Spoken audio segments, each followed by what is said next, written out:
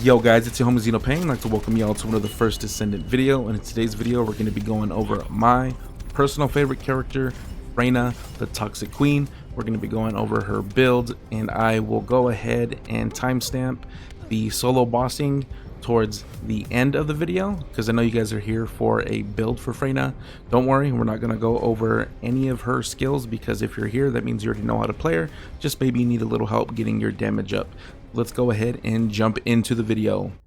So first up, we do have our Toxic Master, and the reason why we went with Toxic Master is because out of Focus on Toxic and Toxic Specialist, this gave me the most power after testing in the lab. Then we have our usual, which I recommend on almost every character for survivability, is increased HP, increased defense, and HP amplification, because Freyna has one of the worst HP pulls in the game aside from Sharon.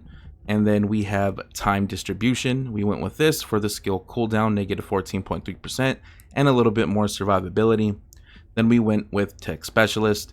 Tech Specialist just gives you a straight damage modifier, gives me the most damage. Now, Maximize Power may give me even more damage, but the skill cooldown plus 13%, that's just too much of a con for me to take.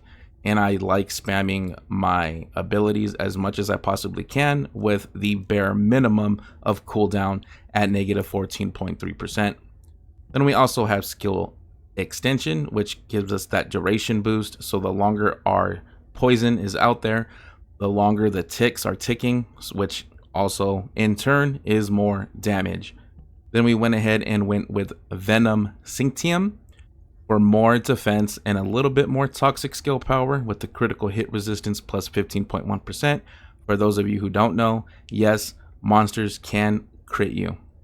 Then we went with MP Accelerant for the skill duration and max MP plus 3.7%.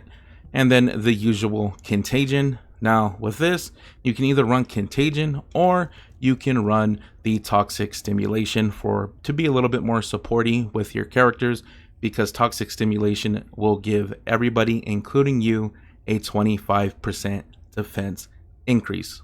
And then last but not least, to bring the build full circle, we went with Multi-Talented. When using the Tech Active skill, skill range and power modifier increase by plus 15% for 5 seconds.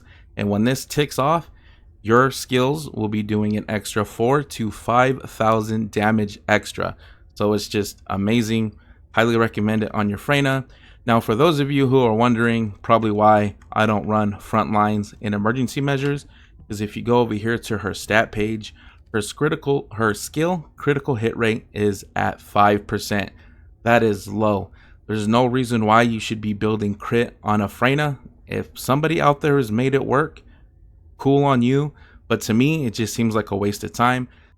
Next up, we're going to go over the Reactor and the external components. So with the Reactor, you want Toxic Skill Power Boost Ratio, Tech Skill Power Boost Ratio. I went ahead and went for a General Rounds Tech Reactor, which is available right now. So make sure you guys go out and grab it if you use General Rounds. If not, you can get Impact or Heavy, just as long as you have the Tech Skill Power Boost Ratio.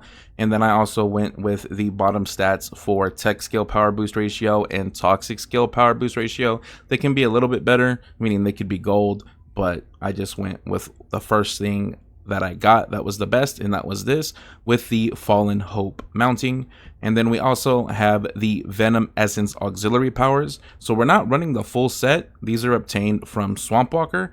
So instead of running the full set to get the tactical rifle and the assault rifle firearm attribute effect trigger rate plus 12%, and then also the firearm attack plus 2% skill power modifier and 0.7% for 5 seconds at a 30% chance, we went ahead and went with 2 Swamp Recon components and 2 Venom Essence components. The reason why we did this is so that way we can get the 6.2 toxic skill power from both of them, which gives us a 12.4% toxic skill power. So that's what I recommend for the most DPS.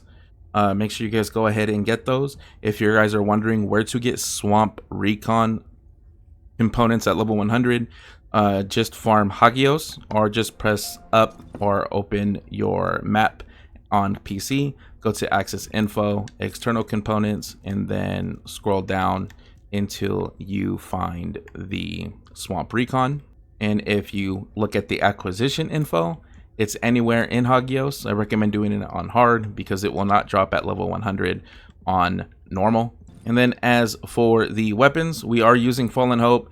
You guys are probably wondering why I'm not using Python. I'm not using Python because, for one, I don't have it, and two, I've invested a lot into my Fallen Hope, and Fallen Hope actually has the unique ability on hitting a poison enemy, increase the firearm attack and apply this buff to the attack. And then on defeating a poisoned enemy, the defeated enemy will trigger an explosion with a certain chance inflicting additional damage to nearby enemies. It's just, I went with it instead of the negative toxic resistance that Python gives, just for more explosion and the firearm attack. Once I get the Python, I am going to try that out. If any of you tried Python out with Freyna, let me know how that worked out for you with the 1 second effect.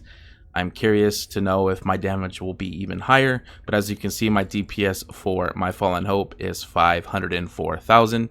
And then we went ahead and went with our secondary, which is the Perforator. And the reason why we went with the Perforator is because it just demolishes weak points on Colossus. So it only takes maybe about 10 to 15 rounds if you land every single one of your shots to just yellow the hell out of their weak points. Then you can grab onto it and punch it and just stun them to do some extra DPS before they go into their immunity phases. Then next up, you guys are wondering, oh, he has a tamer. I'm not running a tamer for what you might think because it's quote unquote meta. No. So there's this, I think it's a bug, but I'm not too sure. If you have any two weapons that are the same, and then you put normal impact rounds refining, which converts impact rounds to 1 general round for every 0.25 rounds, and then also put an expand general magazine, general rounds compulsive, and a maximized weight balance on it. And then before you pick up green ammo or impact round ammo, swap to your tamer. And then when I swap back to my Fallen Hope will have ammo pool of 600 plus ammo. So that's just like dumb free ammo for the rest of the boss fight, just so I don't have to scrounge around looking for ammo. It's pretty awesome. Now we're going to go ahead and jump to the full fight of Devourer on hard mode. The reason why I picked Devourer is because Devourer has one of the highest toxic resistances, and I wanted to show you what my Freyna was capable of to show you guys I ain't messing around with this build. Also, I assure you that you can solo Executioner, Dead Bride, Pyromaniac, all that good stuff by yourself. You don't need anybody, and you also have that survivability for team play. And yes, you can do Obstructor. I would have showed that, but we can't go on there solo. So I hope you guys enjoyed the video. If you guys did, don't forget to like and subscribe and share this video with all the homies and the homegirls. Other than that, ya homie Zeno Payne out. Peace.